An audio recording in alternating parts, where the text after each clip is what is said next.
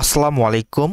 লার্নফ্লুয়েন্সি চ্যানেলের পক্ষ থেকে সপ্তম শ্রেণীর শিক্ষার্থীদেরকে স্বাগতম জানাচ্ছি আজকের এই টিউটোরিয়ালে। আজকে আমরা আলোচনা করব তোমাদের বাংলা বইয়ের সুকুমার রায়ের লেখা শ্রাবণী কবিতাটি আজকে আমরা পাঠ বিশ্লেষণ করে প্রত্যেকটা লাইন বুঝে বুঝে পড়ব। একই সাথে এই পাঠের অনুশীলনে যে বহু নির্বাচনী প্রশ্ন এবং সৃজনশীল প্রশ্ন রয়েছে আমরা সেগুলোরও উত্তর করে ফেলব। চলো আলোচনাটি শুরু করা যাক। শুরু করছি পরম করুণাময় মহান আল্লাহ তাআলার নামে। তো দেখো, কবিতাটি শুরু করার আগে আমি তোমাদেরকে একটু বলতে চাই যে এই কবিতা সম্পর্কে একটু বলবো। দেখো, ৬ ঋতুর দেশ বাংলাদেশ। সব ঋতু থেকে বর্ষা ঋতুর প্রভাব বাংলাদেশে বেশি, কিন্তু কৃষিপ্রধান দেশে বর্ষার জল কৃষকের একমাত্র অবলম্বন। এই জলেই খাল বিল নদী নালা সারা বছর পূর্ণ থাকে। আবার গ্রীষ্মের কঠোরতা রুক্ষতা দূর করে প্রকৃতিকে সজীব করে তোলেই কিন্তু এই বর্ষা। প্রকৃতিতে প্রাণের সঞ্চার করে। বাংলায় প্রকৃতির বর্ষণমুখর পরিবেশই কবি কিন্তু এই শ্রাবণী কবিতায় প্রকাশ করেছেন। চলো আমরা একটু প্রত্যেকটা লাইন বুঝে বুঝে পড়ে বোঝার চেষ্টা করি। তো দেখো, জল ঝরে জল ঝরে সারাদিন সারা রাত। এই লাইনটির অর্থ কি? দেখো, আষাঢ় শ্রাবণ এই 2 মাস কিন্তু বর্ষাকাল। বর্ষা বাংলার প্রকৃতি জলে পরিপূর্ণ হয়ে ওঠে বর্ষাকালে। দিন রাত সবসময় বৃষ্টি হয়, ফলে জল ঝরে সবসময়। কবি সুকুমার রায় শ্রাবণী কবিতায় জল ঝরে সারাদিন সারা রাত এই চরণটির মধ্য দিয়ে বর্ষাকালের অবিরাম বৃষ্টিপাতের কথাই কিন্তু বলেছেন। এরপরে দেখা বলছে অফুরান নামতাই বদলের ধারাপাত। দেখো, এখানে কিন্তু বৃষ্টির যে ছন্দ সেটি কবি বলেছেন। কি করে, কেমন করে বলেছেন? যেমন বাচ্চাকালে আমরা নামতা পড়তাম যে 2 1 2, 2 2 4, এই যে একটা ছন্দ, নামতা পড়ার ছন্দ, তেমনি বৃষ্টিরও কিন্তু একটা ছন্দ আসে। মানে থেকে বৃষ্টি হয়, একটু পর পর আবার বৃষ্টি আছে, এই যে একটা ছন্দ, এই কথা কিন্তু কবি এখানে বলেছেন। এরপর দেখো বলছে আকাশের মুখ ঢাকা ধোঁয়ামাকা চারিধার। এই লাইনটি দ্বারা কি বলা হয়েছে? যে বর্ষার দিন রাত কিন্তু সবসময় বৃষ্টি পড়ে। আকাশে সূর্যের মুখ দেখা যায় না, মেঘে ঢাকা থাকে আকাশ। দেখে মনে হয় আকাশ যেন মেঘের মধ্যে মুখ ঢেকেছে। ধোঁয়ায় যেমন চারপাশ দেখা যায় না, তেমনি আকাশ মেঘ ঢাকা থাকায় চারিদিকে অন্ধকার হয়ে থাকে। দেখে মনে হয় ধোঁয়া ছড়িয়ে রয়েছে চারধারে। কবি সুকুমার রায় কিন্তু এই চরণটির মধ্য দিয়ে বর্ষণমুখর প্রকৃতির কথাই তুলে ধরেছে। এরপর দেখো বলা হচ্ছে পৃথিবীর ছাদ পিঠে ঝমাঝম বাড়িধার। এই লাইনটি দ্বারা কি বলা হয়েছে? দেখো, এখানে ছাদ কথাটির কথ্য রূপ হলো ছাদ, অর্থাৎ আমরা যে বাড়ির ছাদ বলি সেটা। কবি ভূমিকে পৃথিবীর ছাদ কল্পনা করেছেন। বর্ষাকালে অবিরাম ঝড়ো ঝড়ো করে বৃষ্টিপাত হয়।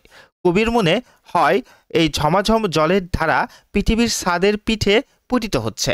এই কথা বোঝাতেই কবি আলোচ্য এই উক্তিটি কিন্তু ব্যবহার করেছেন বা বলেছেন।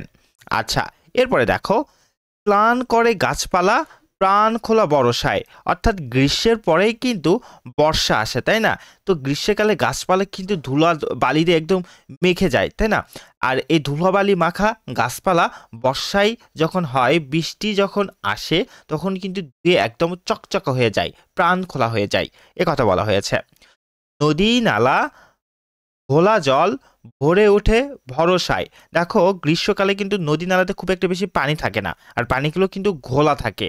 আর বর্ষা এলে পানিগুলো কিন্তু পানিতে টইটম্বর হয়ে যায়, একদম টলটলা পানি হয়ে যায়। তো এ কথা কিন্তু এই লাইনে মূলত বলা হয়েছে।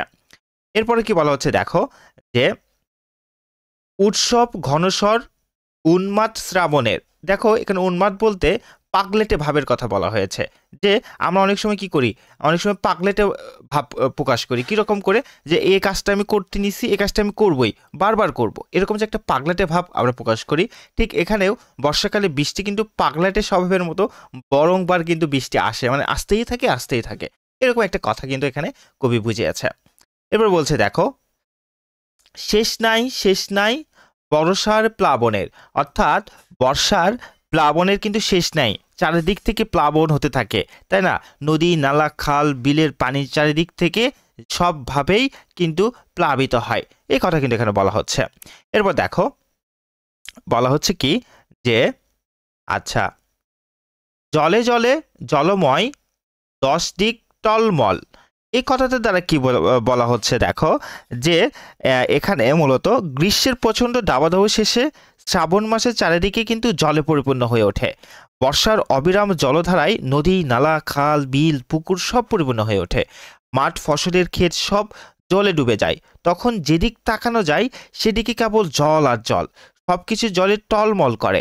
কবি কিন্তু আলোচ্য উক্তির মধ্যে দিয়ে এ কথাটি বলেছেন। আচ্ছা, এরপরে দেখো, অবিরাম একই গান, ঢালো জল ঢালো জল, মানে সবসময় যেন একই গান বাজতেছে। গানটা কি, যে একটু পরপর পানি দাও, একটু পরপর পানি দাও, মানে একটু পরপরই বৃষ্টি হোক, একটু পরপর বৃষ্টি হোক, এরকম একটা কথা কিন্তু এখানে বলা হয়েছে। আচ্ছা, এরপর বলছে দেখো, ধুয়ে যায় যত তাপ জর্জার গ্রীষ্মের, অর্থাৎ গ্রীষ্মকালের যে তাপ, খরা, এসব কিন্তু এই বর্ষাকালে এসে ধুয়ে যায়, মুছে যায়। একটা প্রাণবন্ত একটা পরিবেশ, প্রাকৃতিক ফুটে ওঠে, এ কথা কিন্তু এখানে বলা হয়েছে। আচ্ছা, ধুয়ে যায় রৌদ্রের স্মৃতিটিকু বিশ্বের। আচ্ছা, তো দেখো এই লাইনটি দ্বারা মূলত কি বলা হয়েছে, যে ধুয়ে যায় রৌদ্রের স্মৃতিটুকু বিশ্বের, অর্থাৎ গ্রীষ্মের যে একটা স্মৃতি থেকে যায়, প্রকৃতির যে স্মৃতি, গরম গরম ভাব, খরা, মাটির ফাটল, এই সব কিছুর যে স্মৃতি রেখে যায় তোমার গ্রীষ্ম, এটা কিন্তু কি হয়ে যায় বলো তো, ধুয়ে যায়, তাই না? বৃষ্টির পানিতে এটা কিন্তু ধুয়ে যায়। এরপর বলছে দেখো, ছুটি যেন বাজে কোথা নিজুম ধুক ধুক। দেখো এটা দ্বারা কি বলা হয়েছে, যে শুধু যেন বাজে কোথা নিঝুম ধুক ধুক।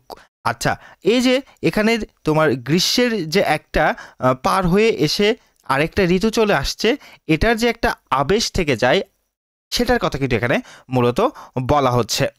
আচ্ছা, এরপরে দেখো, ধরনীর আশা ভয় ধরনীর সুখ দুঃখ। এই কথা দ্বারা কি বলা হলো দেখো, যে তোমার এখানে এই লাইনটা তারা মূলত এখানে কবি ধরো যে বলেছে যে মানব মনের সুখ দুঃখের পালা বদল হওয়ার কথা কবি এখানে বুঝেছেন, যে বাংলার প্রকৃতি বাংলার মানুষের সাথে নিবিড়ভাবে জড়িয়ে রয়েছে মানুষের সুখ দুঃখ ভয় ইত্যাদি কিন্তু, তাই না? তো গ্রীষ্মের কঠোর রুক্ষতার পর শ্রাবণের বর্ষণ মানব মনে আনে প্রশান্তি।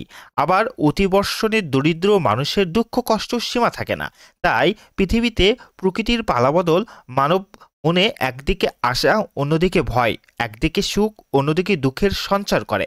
তো উক্তিটির মাধ্যমে কবি কিন্তু এই কথাটাই বুঝিয়েছেন। তো আশা করি তোমরা পুরো কবিতাটি বুঝতে পেরেছ। যদি কোনো লাইন বুঝতে অসুবিধা হয় কমেন্টে জানাবে, আমরা বুঝিয়ে দেওয়ার চেষ্টা করব। আচ্ছা, এরপরে দেখো, তোমাদের এখান থেকে কিন্তু তোমরা যদি কবি অর্থাৎ পাঠ পরিচিতি এটা খুব ভালোভাবে পড়ো, তাহলে কিন্তু কবিতা সম্বন্ধে আরও একটা পরিষ্কার ধারণা পেয়ে যাবে। আচ্ছা, তো এরপরে দেখো, এখান থেকে কবি পরিচিতিটি একটু পড়ে ফেলবে। এখান থেকে গুরুত্বপূর্ণ কিন্তু এমসিকিউ তোমাদের প্রশ্নে চলে আসে। আচ্ছা, এবার দেখো, বহু নির্বাচনী প্রশ্নের 1 নম্বরে বলা হচ্ছে যে শ্রাবণের জল অবিরাম ঝরে। এখানে কোন উত্তরটি হবে? উত্তরটি কিন্তু হবে ঘ, নামতার মতো। আচ্ছা, এরপর 2 নম্বরে দেখো, অবিরাম একই গান বলতে কি বোঝানো হয়েছে? উত্তরটি কিন্তু হবে গ নাম্বার, একটানা বৃষ্টি। এরপর 3 নাম্বার কি বলা হচ্ছে দেখো, যে বর্ষণমুখর দিনে অরণ্যর কেয়া শিউরায় রৌদ্রদগ্ধ ধানক্ষেত আজ তার স্পর্শ পেতে চায়। উদ্দীপকটি শ্রাবণে কবিতার যে দিকটির সঙ্গে সাদৃশ্যপূর্ণ? উত্তরটি কিন্তু হবে গ, বিস্তীর্ণাত প্রকৃতি। এরপর দেখো 4 নাম্বার প্রশ্ন বলা হচ্ছে যে বৃষ্টি এলো কাশবনে জাগলো সারা ঘাসবনে। উদ্দীপকের ভাবধারা শ্রাবণে কবিতার কোন পঙ্গটি প্রতিফলিত হয়েছে? তো এখানে উত্তরটি কিন্তু হবে গ নাম্বার, স্নান করা গাছপালা প্রাণ খোলা বরসাই। আচ্ছা, এরপর দেখো, তোমাদের এখান থেকে যে সৃজনশীল প্রশ্নটি রয়েছে, সৃজনশীল প্রশ্নের উত্তরটি দেখার আগে আমরা একটু উদ্দীপকটি পড়ে ফেলি। দেখো বলা হচ্ছে, উদ্দীপক 1, আজিকার রোদ ঘুমায়ে পড়েছে ছোলেটে মেঘের আড়ে, কিয়াবন পথে স্বপন বুনেছে ছল ছল জলাধারে, কাহার ঝিয়ারি কদম্ব শাকে নিঝুম নিরালয়, ছোট ছোট রেণু খুলিয়া দিয়াছে অস্ফুট কলিকায়। এবার উদ্দীপক 2 বলা হচ্ছে দেখো, কেউ বা রঙিন কাঁথাই মেলিয়া বুকের স্বপন খানি, তারে ভাষা দেয় দিগল সুতার মায়াবী আখর টানি। তো চলো আমরা পুরো সৃজনশীল প্রশ্নের উত্তরটি একটু দেখে ফেলি। দেখো ক নম্বর প্রশ্নে কি বলা হচ্ছে? ক নম্বর প্রশ্নে বলা হচ্ছে, প্রাণ খোলা বর্ষার কে ম্লান করে? প্রাণখোলা বর্ষায় গাছপালা ম্লান করে। খ নম্বর প্রশ্ন বলা হচ্ছে উন্মাদ শ্রাবণ বলতে কি বোঝানো হয়েছে?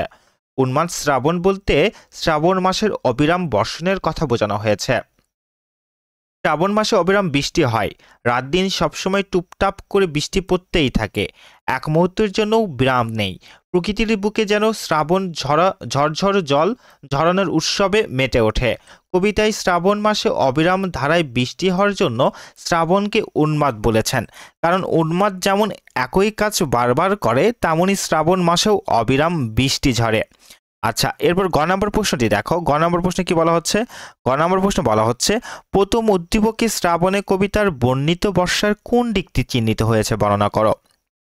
তো উত্তরটি দেখো, প্রথম উদ্দীপকে শ্রাবণে কবিতায় বর্ণিত বৃষ্টি স্নান প্রকৃতির দিকটি চিত্রিত হয়েছে। রূপসী বাংলায় 6টি ঋতু। বাংলার বুকে গ্রীষ্মের রুক্ষতার শেষে বর্ষা আসে। বর্ষার আগমনে ফুল ফলে ভরে ওঠে প্রকৃতি।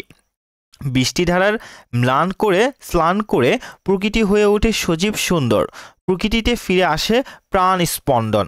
এরপর দেখো, শ্রাবণে কবিতার বৃষ্টি স্নাত প্রকৃতির অসাধারণ রূপ ফুটে উঠেছে।